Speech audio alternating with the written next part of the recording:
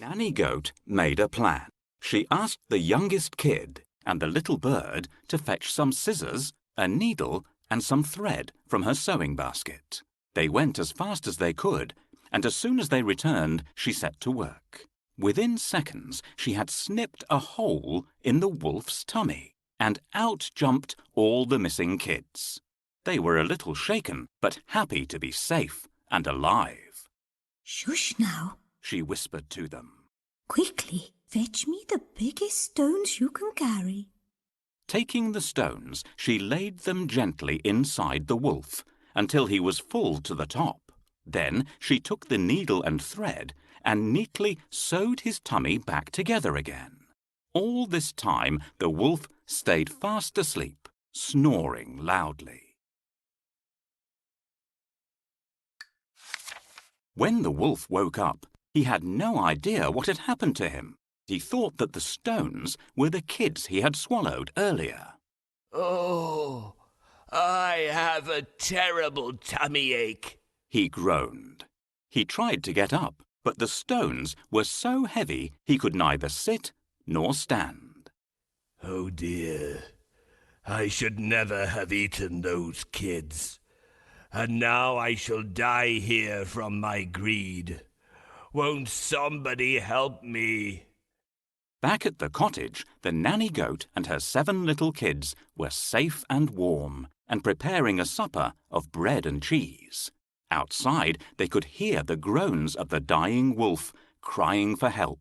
They felt sorry for him and thought that he had only done this wicked thing because he had been so very hungry. So they went to visit him, and he was surprised. The mother goat looked down on him.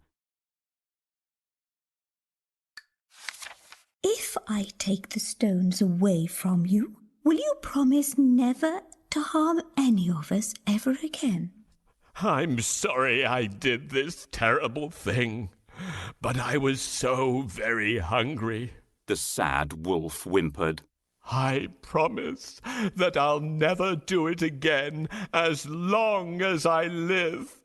"Can he be trusted to keep his promise?" asked the eldest kid.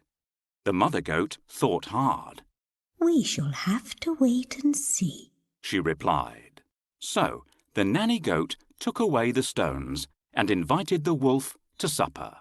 From that day onwards, they were friends. They lived together peacefully forever after.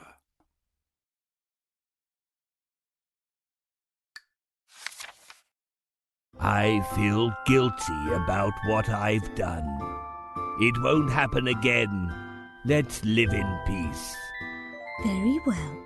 I will share some of my cakes with you, but you must promise never to frighten my little kids again."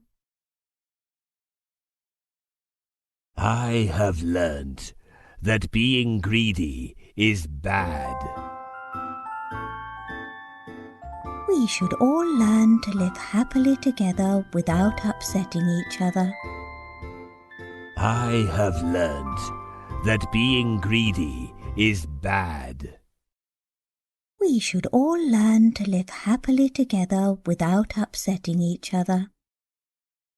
I have learned that being greedy